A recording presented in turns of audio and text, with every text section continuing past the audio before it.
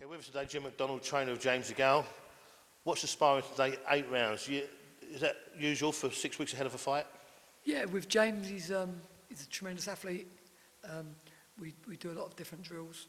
If you watch, he does a lot of endurance sparring, a lot of longevity sparring, and then with someone like Nathan Cleverly, who, you see today is like a real high tempo spar. So that's for James. This is the norm at this stage of his prep. Are you going away for training camp for this fight? Yeah, we've been backwards and forwards doing different things. We've had some great sparring in London with Nathan and a whole host of other guys as well. We've got some sparring lined up for next week with Darren Barker, who's fighting for the European middleweight title, who's again an excellent boxer. And then we're going to head to the hills of Tenerife at 20,000 feet for about 6 days. We're going to bring someone there with us. We haven't decided who yet, to do the sparring. But the main asset of that is to go there and get the altitude involved and prep up on the conditioning aspect of the sport.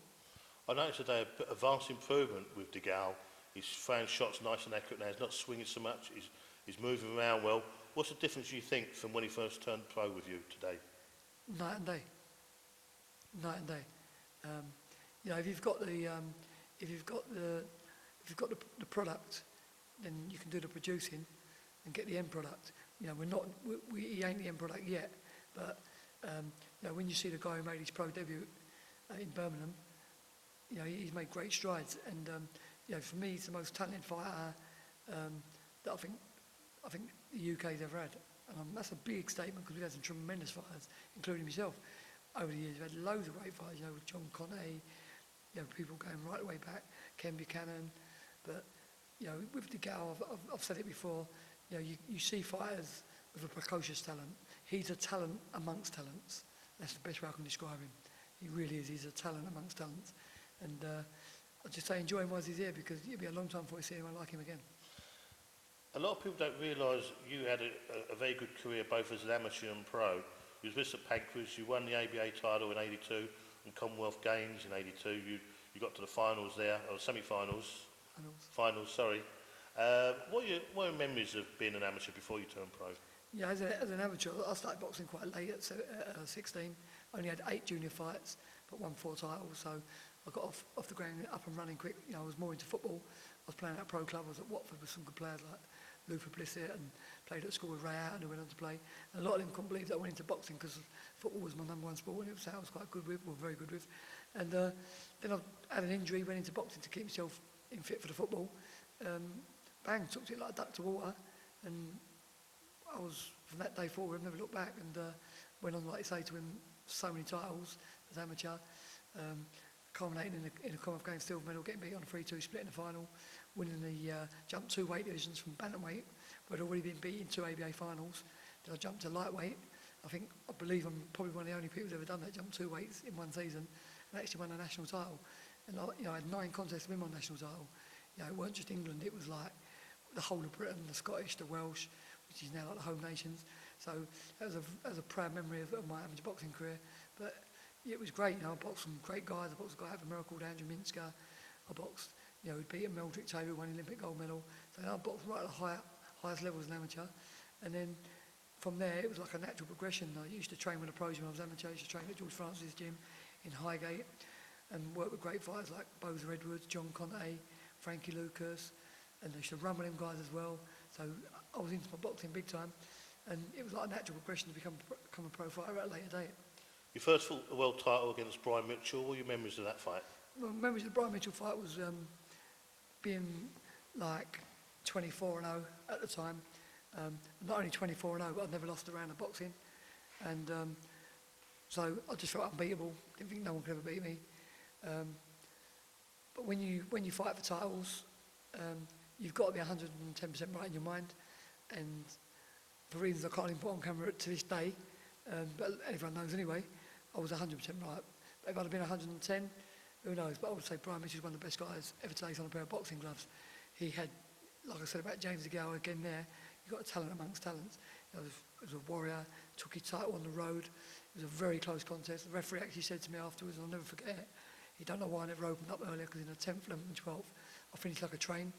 And Mitchell got badly cut in the 11th round, and required a massive amount of stitches. And the ref actually said to me, he come and said to me afterwards, that if he'd opened up earlier and the cut would have happened, the fight would have definitely been stopped because it was just such a bad cut. So, you know, I've got mixed memories of it, but it was also my first step into the big time. And one thing I did learn out of it was that I can beat Brian Mitchell. So that was the fight I hunted for in a rematch. I went and watched him box in Italy against Daniel Londas.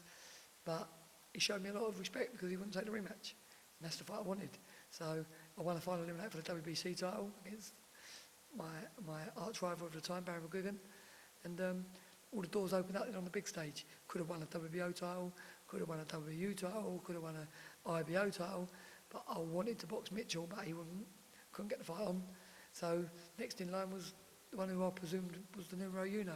That was Azuma Nelson. And you fought a prime Azuma Nelson as well, not someone who was on his way out.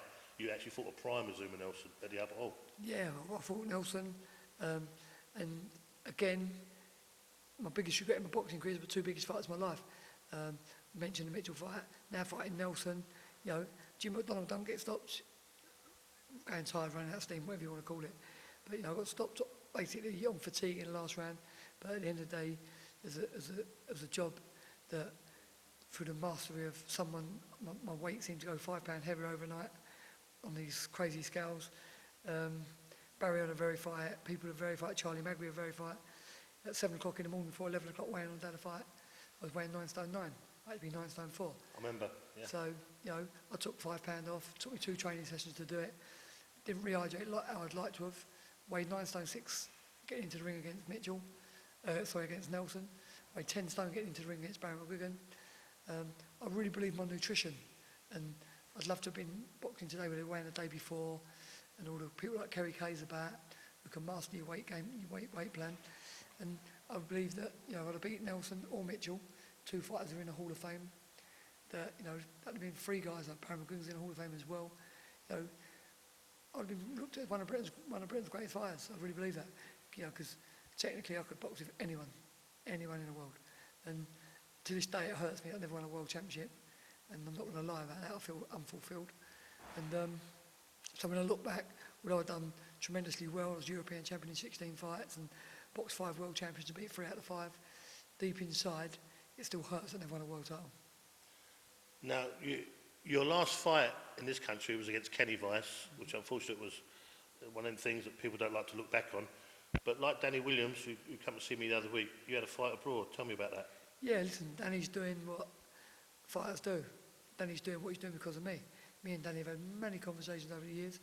The Kenny Weiss fight was a fight that should never have happened. To this day, I think I got stitched up, I'm not going to lie.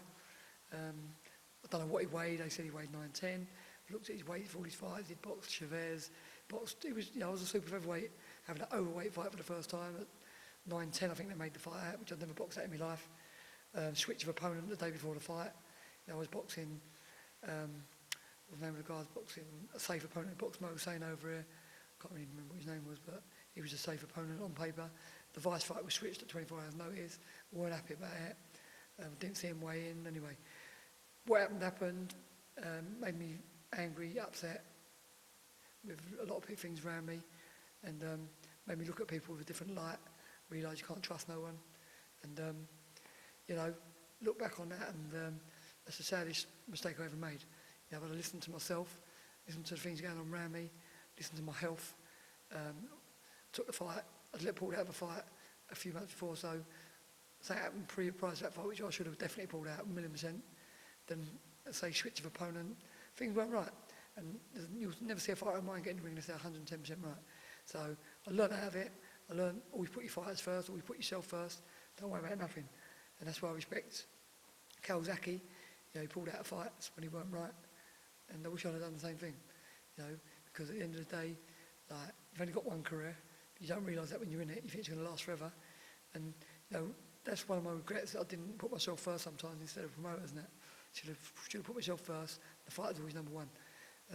But you don't let people down. But unfortunately, some people don't think the same. So that was painful. That was hurtful.